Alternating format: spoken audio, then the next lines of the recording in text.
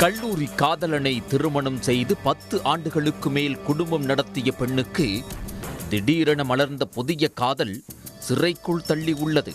காதல் கணவனை 2வது காதலனுடன் சேர்ந்து கொலை செய்துவிட்டு நாடகமாடியவர் கணவனின் தம்பியால் சிக்கி சிறை சென்ற சம்பவத்தின் பின்னணி என்ன? நாகை மாவட்டம் கீழ்வேலூரைச் சேர்ந்த ஸ்ரீதரும் பரிமளாவும் 10 ஆண்டுகளுக்கு முன் கல்லூரியில் படித்தபோது காதலித்து திருமணம் செய்து கொண்டனர். சில ஆண்டுகளுக்கு முன் ஈரோடு மாவட்டம் பெருந்துறை காசிவில்லாம்பாளையத்திற்கு இருவரும் குடிவந்தனர்.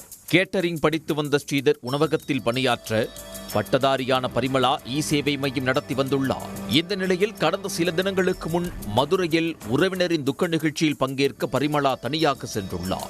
அப்போது அங்கு வந்த ஸ்ரீதரின் தம்பி புகழேந்தி தனது அண்ணன் வராதது குறித்து பரிமளாவிடம் விசாரித்துள்ளார். அவர் வேலை விஷயமாக கேரளா சென்றுள்ளதாக கூறியுள்ளார். இதனால் சந்தேகமடைந்து ஸ்ரீதருக்கு போன் செய்தபோது அவர் போனை எடுக்கவில்லை.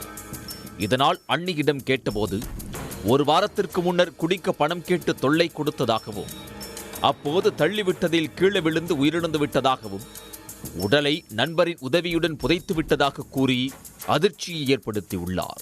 அதிர்ச்சியடைந்த புகழேந்தி இதுகுறித்து பெருந்துறை போலீசில் புகார் அளித்தார். போலீசார் விசாரணை நடத்தியதில் பரிமளாவிற்கு தனியார் நிறுவனத்தில் ஓட்டுநராக பணிபுரிந்து வரும் ஸ்ரீதரின் நண்பர் கார்த்திகேயனுடன் திருமணத்தை மீறிய உறவிருப்பதும், இருவரும் சேர்ந்து ஸ்ரீதரை திட்டமிட்டு கொலை செய்து உடலை வாய்க்கால் கரை புதரில் வீசியதும் தெரிய வந்தது. தொடர்ந்து ஸ்ரீதரின் உடலை மீட்டு பிரேத பரிசோதனை செய்த போலீசார் தலைமறைவான பரிமளா மற்றும் அவரது நண்பர் கார்த்திகேயனை தேடி வந்தனர். இந்த நிலையில் அவர்களை நேற்று கைது செய்தனர். இருவரிடமும் நடத்திய விசாரணையில் சரிவர வேலைக்கு செல்லாமல் மதுபோதையில் பணம் கேட்டு ஸ்ரீதர் தொந்தரவு செய்து வந்துள்ளார். இதனால் கார்த்திகேயனுடன் பரிமளாவுக்கு நெருக்கம் ஏற்பட்டுள்ளது. இருவரும் அடிக்கடி தனிமையில் சந்தித்து வந்துள்ளனர்.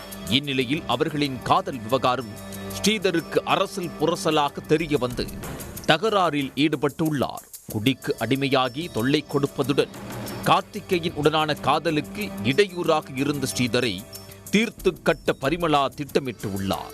அதன்படி சம்பவத்தன்று மது குடிக்கலாம் என கூறி ஸ்ரீதரை 2 சக்கர வாகனத்தில் கார்த்திகேயன் அழைத்துச் சென்றுள்ளார்.